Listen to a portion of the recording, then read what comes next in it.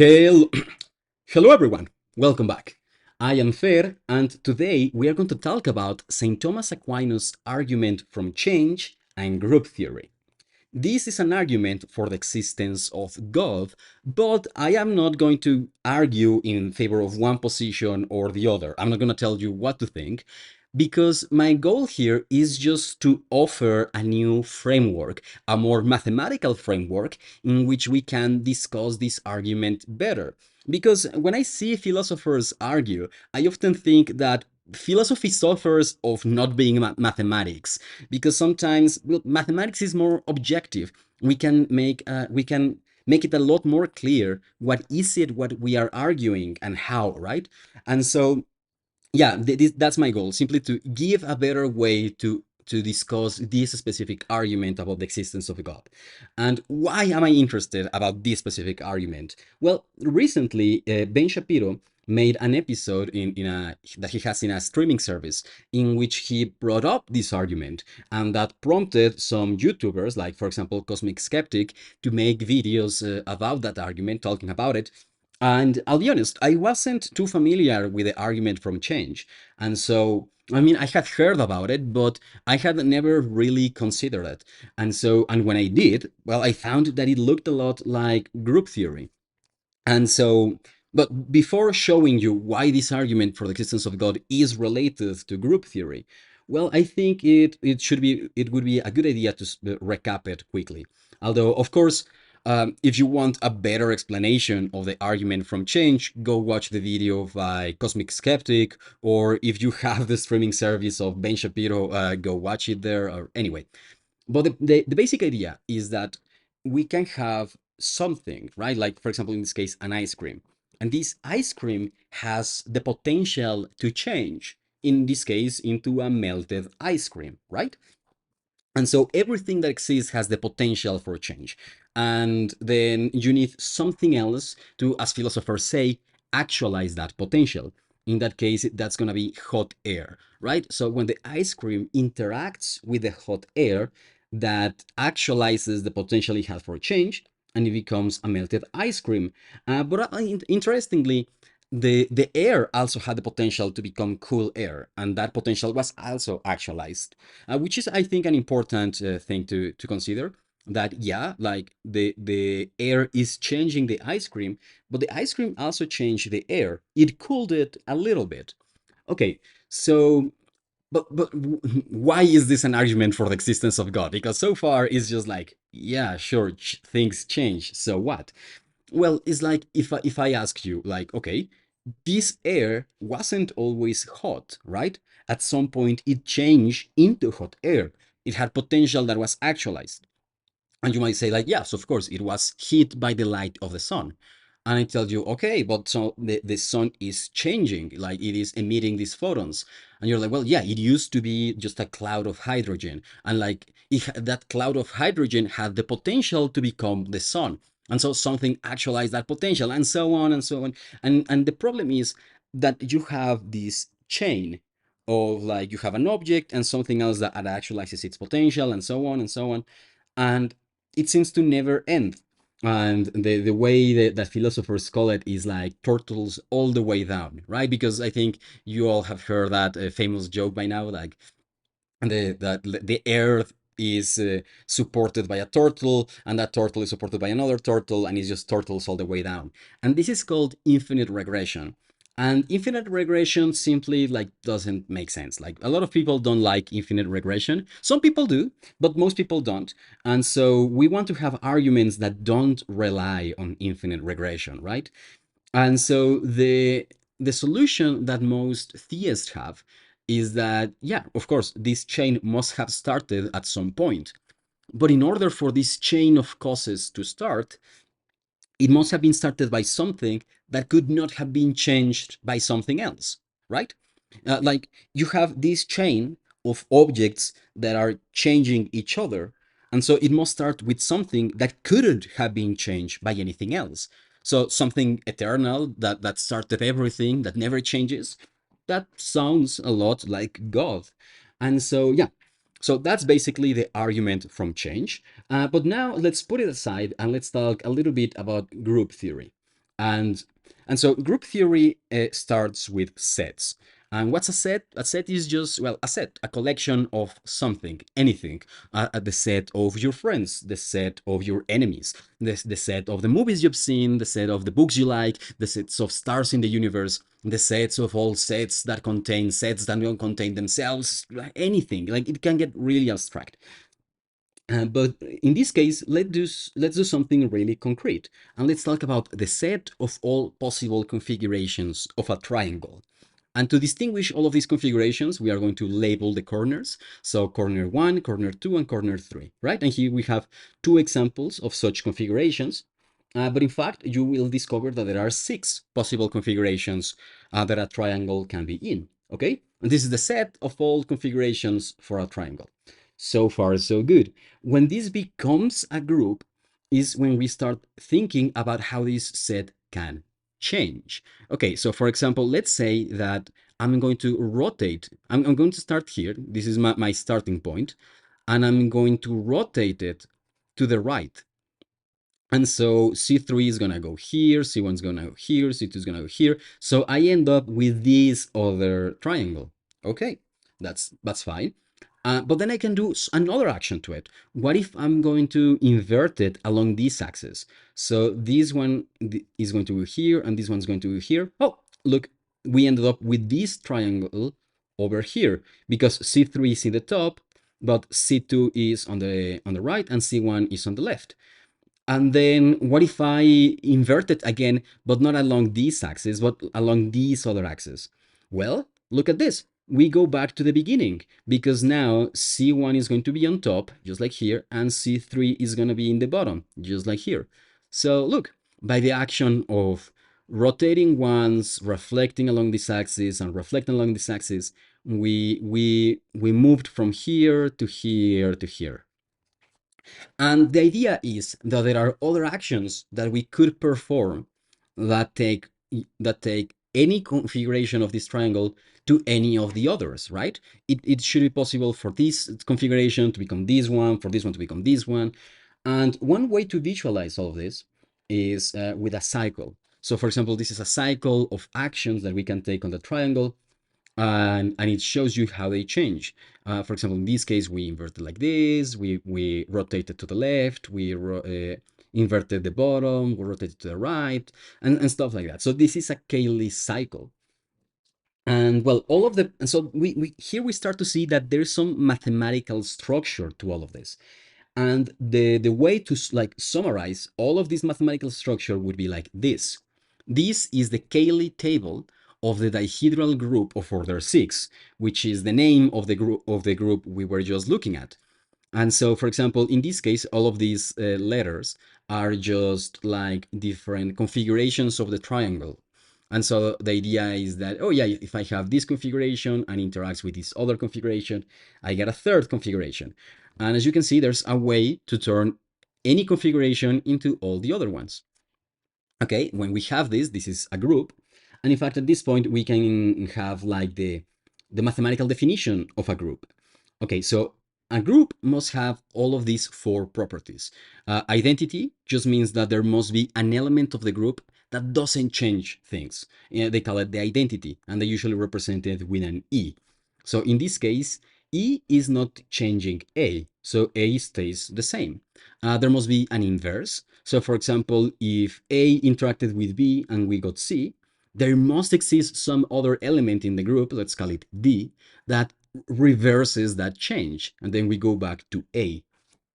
Okay, there must also be some closure in the sense that if A and B interact, I shouldn't get anything outside of the set. Everything I get must be part of the set. And finally, we have associativity, which means that, I mean, associativity is maybe the hardest to explain in plain language, but it sort of means that the order of the actions doesn't matter. Or like, well, the order can matter. It can be that B and C is different than C and B. But the order of these 3 operations like this shouldn't matter. Like the order of 2 things can matter, but the order of 3 things cannot. And I know it sounds really weird when you explain it like that. Um, but we're going to look at some examples that are going to make this all of this a lot more intuitive, and it's going to show you why this matters for the argument of Thomas Aquinas. Because turns out that the states, the configurations of matter have all of these properties. So, for example, look, is it possible for an ice cream to continue being an ice cream? No potential is actualized. So, yeah, of course, this is possible. Right now, hearing an airplane. Sorry if it's in the recording. I don't know if it's gonna be, but yeah. Anyway, and so we have an ice cream whose potential was that no potential was actualized, so it continued being an ice cream. So that's the identity. An ice cream can melt, but it can also be frozen again. So that's a change that can be reversed. So that's the inverse. It is impossible for a configuration of matter to become something that isn't a configuration of matter. Like, it sounds absurd. Whatever happens in the universe, whatever chemical reaction or physical process happens, it's always going to produce some other configuration of matter. And finally, for associativity, you could look at it this way. Like, if you have meat and you chop it and then you cook it, the result is pretty much the same as if you cook it and then you chop it. And okay, maybe at this point you are not convinced that the configurations of matter form a group, but okay, let me show you. I'm going to show you with fundamental particles. So, for example, we have an electron, and it is possible for an electron to continue being an electron. So, this is an identity. It is possible for an electron to become a neutrino, and then the neutrino can turn back into an electron. So, then we have inverses. It is impossible for an electron or for any other particle to become something that is not a particle. Whatever happens, it must be either like a lepton, a quark, or a boson. Uh, it cannot go out of that set. And finally, we have associativity. Okay, associativity is a tricky one, but look at this example. This is a Feynman diagram that shows us how two electrons can interact with each other. Like, these electrons share a photon, and then they go on their merry ways, and then this photon decays into a neutrino and a W boson. Okay, so far so good. But then let's look at another process. Let's say that we have an electron that decayed first into a neutrino and a W boson, and then the W boson interacted with another electron. Huh. Because now we can look at both of these examples, and you can see that the results are the same. Check it out. No change. No. Well, no, there was change, but the result of there were different changes in both cases. First, there were like this photon exchange, and then this decay, and in this case, first there was a decay, and then the photon exchange. But we end up with the same three particles in every case. And in fact, something that Richard Feynman discovered is that whenever you consider a decay, for example, let's say that you are considering an electron and another electron interact, and then I want to know what's the probability that I end up with a neutrino and a W boson and an electron. If you want to know the probability that this happens, you need to consider all the possible ways it could have happened. This is one possible way, this is another possible way, and there are infinitely many other possible ways that you must also consider. And to do that, you do some calculus and stuff. That's beside the point. But the fact that the universe demands that we consider all possible interactions that have the same results, it's like the universe it's going out of its way to preserve associativity. So you see, the fundamental particles follow all the properties of a group. And since everything is made of fundamental particles, everything must follow these four properties.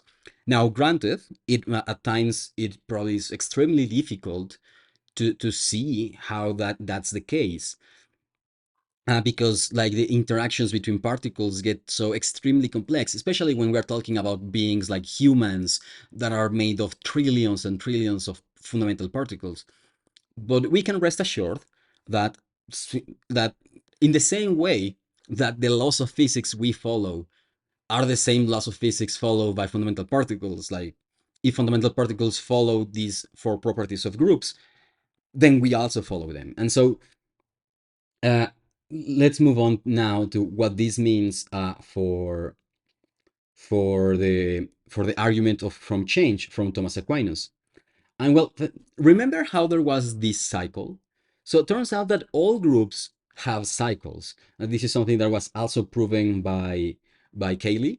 This is the Cayley cycle of another very complex group. And that makes sense because when we look at a Cayley table, where do I have the Cayley table? Here. When we look at a Cayley table, since it is possible for each element to turn into each other element, it is always possible to make cycles like these ones, right? So there must always be cycles. Okay, so finally we can bring all of this to the argument from change. And so we have here, like, this is what the theist proposes, that there is God, and God starts the chain of causes. God actualizes the potential of something to exist, and then this actualizes the potential of something else, and this creates this chain that goes on forever. However, this is a group for all the reasons that we have seen in this video. And since this is a group, this must be possible. There must be a way to go back to the beginning. There must be a way for this to be a cycle. Now, I'm not saying that this way is likely. It might be extremely unlikely, bordering on impossible, but it is possible because this is a group. And so, basically, this is what we end up with. We end up with, yeah, we can have a cycle like of potentials being actualized, and it might be an extremely long cycle, like no so big that no human can ever really visualize its magnitude. But the point is that after some finite number of steps, and it has to be finite, it is possible for this group to go back to the beginning. This is possible. And so this group, and so the whole process can start all over again. And every time it happens, it doesn't have to be the same chain there, because every group can have many possible cycles. And all you need is for one of those possible cycles to happen. And in this case, you can have all of these configurations of matter repeating, happening over and over and over. And there is no infinite regression. There is no turtles all the way down, because you don't need this cycle to start at some point, because it's a cycle. It's not a chain, it's a cycle. Now, it is still possible for God to exist. Like, of course, like maybe God started, maybe God created the first element in this chain and set up the whole system running. Um, we don't know. But the point is that once the system starts running, it doesn't need anyone else to continue existing. And it is possible for the system to always have existed without infinite regression, again, because it's a cycle. And if you don't agree with this argument, we can have a much more efficient discussion, because I have these propositions that are not just philosophical or abstract propositions, but these are propositions about how matter works. And these are things that maybe we could do experiments about. We could test it out. We could see, if you don't believe that one of these is true, you could come up with an experiment to try to prove that it is false or something like that. And I think that's a way more effective discussion that we can have. Or I don't know, or you could look at the mathematics and come up with some other conclusions. But regardless of how this discussion happens, if this happens in this mathematical framework, it is much easier for everyone involved to agree with the result, agree with the propositions, and to analyze the propositions and their consequences much more effectively. Because we're not talking about abstract definitions that maybe we don't are not sure what each other means. Well, these are mathematical definitions that we can always agree on. And so, yeah, I think I hope you enjoy this video. Thank you guys so much for watching, and see you later.